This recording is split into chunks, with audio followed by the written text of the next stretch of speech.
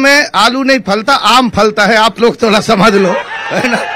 तो जब आम ज्यादा फलने लगता है तो जो लगाने वाला है वो दूर हो जाता है, और जो पानी नहीं दिया वो कहता देखे इनके टाइम, अरे वो लगाता नहीं, पाते कहां से? भाजपा वालों, देश आजाद नहीं होता तो आप पाते कहां से?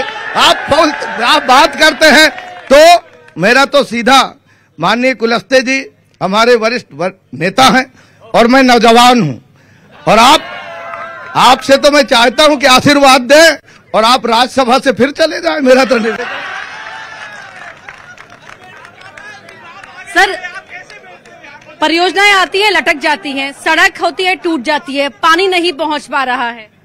देखिए, जहां तक नेशनल हाईवे का सवाल है, कभी इस मंडला संसदीय क्षेत्र के अंदर कभी ये प्रयास नहीं हुआ कांग्रेस की ओर से कि कभी यहां पर नेशनल हाईवे, ये अटल जी के समय इसका नोटिफिकेशन हुआ और इसके बाद यूपीए की सरकार 2004 में आई। 10 साल में हमारे सब मंडला के लोग, चाहे वो रायपुर के लोग हों, आते जाते थे। 10 साल में कुछ नहीं हुआ। 14 के अंदर जब प्रधानमंत्री नरेंद्र मोदी जी बने तब ये काम फिर से शुरू हुआ। विलंब हुआ, मैं मानता हूं, सजा उस ठेकेदार को हुई, टर्मिनेट हुआ, और ये स्थिति, इस पे कार्रवाई हुई।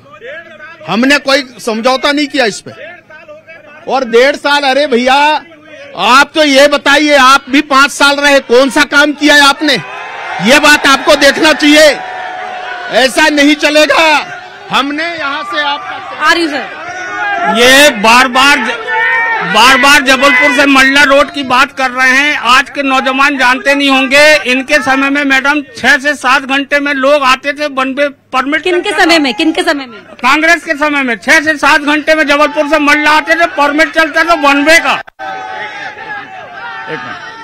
एक मिनट रुकिए भाई साहब, जनता को भ्रमित करने के लिए दोनों पार्टियों ने बहुत अपने अपने तर्क दिए हैं, क्या नहीं किया क्या नहीं किया। मुद्दों को यहाँ पे बंद करिए आप। अब हमें कितने दिन के अंदर मंडला को स्मार्ट सिटी, जो चौहान जी ने कहा था नगर पालिका, कितने दिन में बना के जाएंगे? मदल सीवर लाइन के 9 नाले, ये गंदगी के 9 नाले जो नर्मदा जी मिल रहे हैं, वो कितने दिन के अंदर ये नाले जो हैं नाले साफ हो जाएंगे? कितने दिन में? ठीक है, वहां से एक सवाल, एक सेकंड, हट जाइए, रास्ता दीजिए, जी बताइए।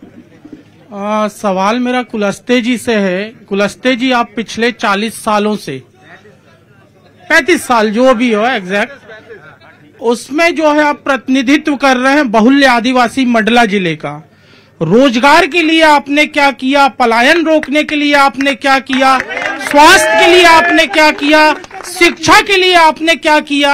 ये आप बताइए मेरे को। और ओवर ब्रिज की जो है घोषणा हुई थी 1 साल पहले, गडकरी जी ने किया था। अंजनिया जो बाईपास है, हजारों लोग जो है उसमें लगातार जो है खत्म हो रहे हैं, अभी भी लगातार जो है एक्सीडेंट हो रहे हैं। 1 साल पहले की घोषणा है, अभी तक के जो है। ठीक है, एक मिनट, अब वहां से देखिए, लेकिन आत्मविश्वास से भरी हुई बीजेपी 400 पार का नारा भी तो है। अगर काम नहीं हुआ तो इतना आत्मविश्वास कैसे आया, बताइए। ये लोग अभी यहाँ छोड़े, पहले राहुल गांधी को देखो जिसमें आपका सार है, जितवा लो पहले। 18 महीने की सरकार ने, कांग्रेस वालों ने सिर्फ और सिर्फ ट्रांसफर पोस्टिंग किया और अरबों रुपए कमाया है। अभी राहुल गांधी के लिए बताइए, इधर आइए, आगे आइए। मैडम, इतने साल से 60 साल आप कांग्रेस सरकार की देख लो और 10 साल मोदी जी के। मोदी जी ने इस देश को सोने की चिड़िया बनाने का काम किया है और कांग्रेस ने इस पार्टी की सोनिया की चिड़िया बनाने का काम किया है। आप देख लो उठा के। और आप देख रहे होंगे राहुल गांधी अभी एक न्याय यात्रा निकाले, उनने बोला हम शक्ति से लड़ाई कर रहे हैं। शक्ति से तो महिषासुर लड़ाई करते हैं, इंसान और सनातन धर्म का। ठीक है जी, बताइए। मैम, मैं ये पूछना चाहूंगा आपके चैनल के किससे? ओमकार जी ने अभी बताया कि हम फल लगाते हैं, फल और वो उसका कोई और वो लेता श्रेय। आपकी जितनी योजनाएं सिर्फ कागज में लिखी रहती हैं, भाजपा ने उसको धरातल में उतारने का काम किया है। आप सिर्फ कागज में रखी योजनाएं लोगों को चूतिया बनाना चाहते हैं क्या? गाली मत दीजिए, आप बताइए।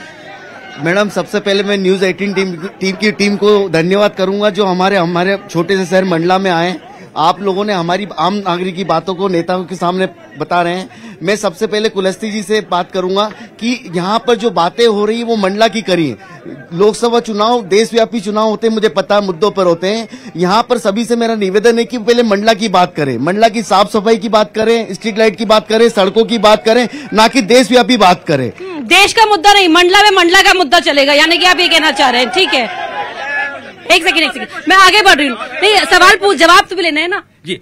देखिए, अभी तक दो कहना चाहिए जितना भी जनप्रतिनिधि हैं, हमारे आदिवासी आजादी के बाद से ही मतलब विस्थापन हुआ है। बरगी में हुआ, कान्हा में हुआ, और अभी जो हमारे जो बसनिया बांध उसमें भी विस्थापन होने वाले हैं। तो ये विस्थापन के लिए हमारे जितने भी अभी ये क्या कर रहे हैं प्रतिनिधि, क्या कर रहे हैं जी? फग्गन सिंह कुलस्ते जी, क्योंकि आप सिटिंग MP है तो पहले आपसे जवाब ले लेते हैं। देखिए, पहली बात तो जितने भी आपके इस प्रकार के डैम या उद्योग जो भी स्थापित होते हैं, दो विषय इसमें लागू होते हैं। अगर इंडस्ट्री के बारे में विचार करना है तो आप लोगों को मैं कहना चाहता हूं, देखिए 90 में मैं पार्लियामेंट सेक्रेटरी था, इस जिले से निवासी विधायक के नाते सबसे पहला काम मैंने उस समय ग्रोथ सेंटर का किया। आपको पता होगा अभी 2 महीने पहले मैंने 10 यूनिट, 5 का फाउंडेशन किया, 5 का इनॉग्रेशन किया। कितने ऐसे लोगों को एम्प्लॉयमेंट वहां में लाए, ये इसका हिसाब आपको पता नहीं होगा। अगर आप इस प्रकार की बात है जहां से हमको रोजगार मिल सकते हैं, हमने इसके बारे में भी आगे बढ़ रहे हैं। अभी न्यूक्लियर पावर प्लांट का भी विषय आया। देखिए, हिंदुस्तान के अंदर अगर इस प्रकार के काम होंगे तो स्वाभाविक लोगों को रोजगार मिलेगा। अभी जहां तक डैम का सवाल है, आपको मैं कहना चाहता हूं, अगर बरगी डैम का निर्माण हुआ और 90 में जब क्लोजिंग हुआ, मैं उस समय विधायक निवास का था। लोगों के अगर आंसू पोंछने का काम अगर उस समय हुआ, पिछली कांग्रेस की सरकार ने केवल पाप किया, पुनर्वास के नाम पर भ्रष्टाचारी किया, लोगों को लूटा। यहां अभी बरगी की बात करते हैं, किसने पाप किया ये आपको देखना पड़ेगा। और मेरे आने के बाद मैं यही है। ठीक है सर। मरकाम जी, वहां से एक सवाल यह आया था कि आप कांग्रेस की बातें सिर्फ कागज पर होती हैं, धरातल पर नहीं। देखिए, एक हमारा एक युवा साथी भाजपा का इतना उत्तेजित है कि उनके शब्दों में अहम आ गया, उनके शब्दों में अहम आ गया, और आपने टोका, इस बात के लिए मैं धन्यवाद दूंगा। और मैं ये कहना चाहता हूं कि जिस तरह से भाजपा के अंदर अहम